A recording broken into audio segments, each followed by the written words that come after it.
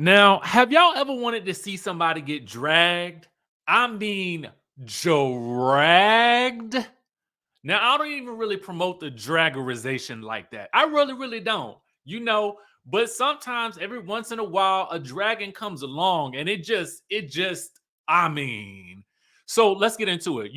Of course, yesterday we talked to you guys about Kim and KROY divorcing after also it being revealed that they owed about $1 million in back taxes from the years of 2013, 2017, 2018. So it's been some years ago, okay, that this has all been, coming up. And I'm like, why don't y'all take care of this? But anyway, Bethany Frankel got some questions, okay, and she spares no expense. So I did have to do a little bit of creative editing here, so just bear with me, because there was a lot of cursorization. All right, so we had to take care of that. So let's get into it. So I was just on my podcast, and my producers told me that Kim and KROY, Kim Zolciak and KROY are getting divorced. And I've heard all the rumors about the foreclosure, and I thought to myself, marriage is hard enough.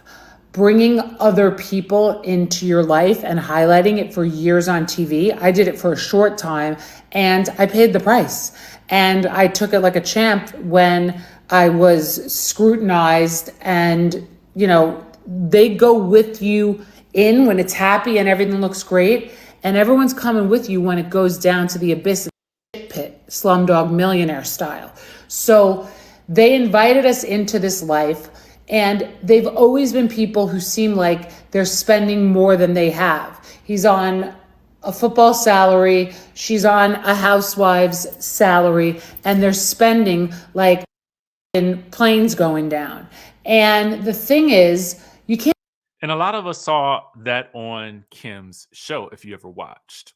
You can't spend more than you make. And it's the old housewives model to get on the show, make no money, spend, logo, car, house, bankruptcy, foreclosure, because you can't keep up. You're writing checks you can't cash. And it's gross. It's like, what's wrong with America? When the whole real estate bubble crashed, that was because people were just financing their houses, and the whole thing imploded.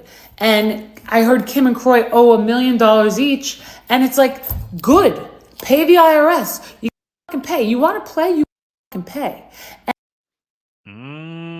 You want to play, you got to pay. And, all these couples that bring everybody into every single detail like they're perfect, it's a recipe for disaster also. Machine Gun Kelly and Megan, and then he's cheating.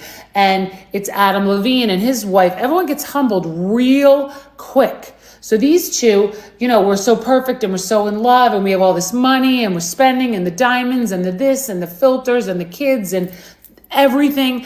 And then it goes sideways. You invited us in when it was going good and it looked like a fairy tale, or made us believe it was. Well, guess what? We're coming out with you too. So I mean, I don't know where she was going with the Machine Gun Kelly and Megan and Adam Levine and his wife, because I don't really feel like that got much to do with this, because they got Kim and KROY had a show, you know what I'm saying? So I was with up to that point, but y'all let me know, did I get lost in the sauce somewhere, or did she get lost in the sauce somewhere? So no one can respect your privacy at this time, because there is no privacy at this time. And I think I get particularly lit when people spend what they don't have. It's like up the whole system. It's with the IRS, like you pay bills, right? I never spent a dime until I made money. Like, never. I couldn't afford a taxi. I would pray that someone would buy me a drink. Like, I never spent a penny. I was terrified. I was on the cover of Forbes and called my business manager to ask if I could buy a handbag the first time. I was always terrified, because you don't spend money you don't have. My apartment was furnished by IKEA. When I was on the Housewives in New York, I didn't have it, so I didn't pretend I had it. I hate all show and no go. I hate fronting and stunting. Pay bills. That's all I have to say. Pay bills. So I was. Whew. Okay. Bethany said, pay your bills. Can you pay my bills? Can you pay my telephone bills? Hopefully they can, you know? So let me know what y'all think in the chat. Are you in agreement with Bethany about this whole situation with Kim and Kroy? I mean, what happened? What happened? Okay. So let's talk about another little lightweight drag, okay? Shout out to our friends over at the Neighborhood Talk for capturing this. I know it was all over the place yesterday afternoon, but I really couldn't talk about anything else because I try not to do more than 3 videos in one day because for a lot of reasons. But if you know, you know. But anyway, so Sheree said this about Kandi. Maybe I should have gave her some KFC at the reunions since food the only peace offering she accepts. And then she posted a gift that said, "Are you hungry?"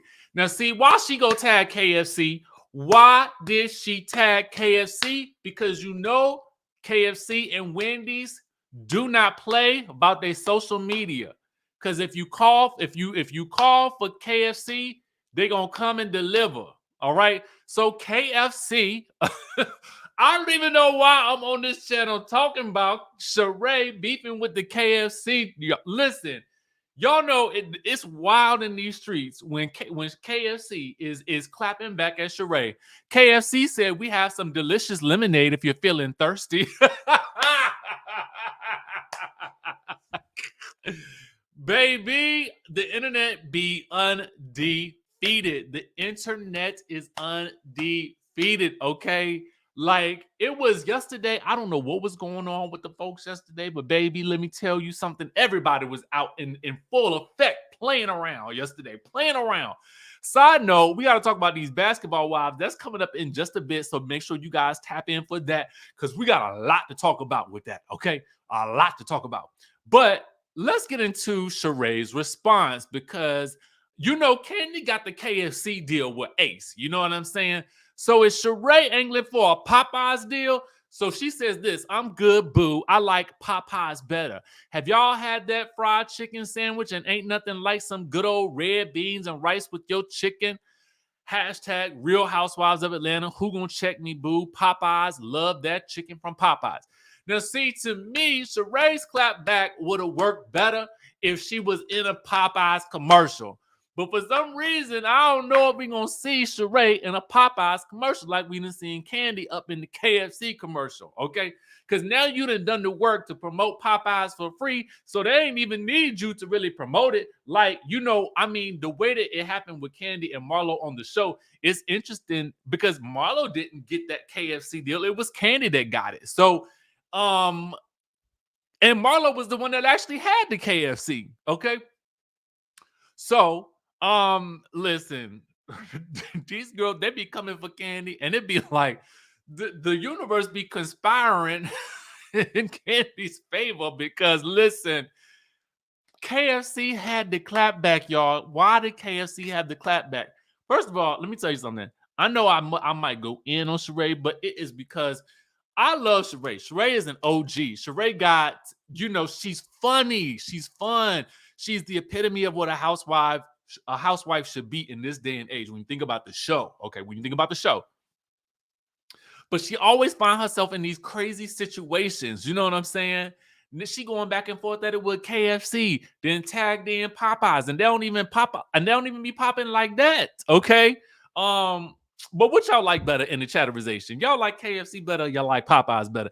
That's the age-old question right there. All right, so I just figured this would be a fun little video to do. Let me know your thoughts down in the chatterization down below. And of course, we will catch you all in the next video.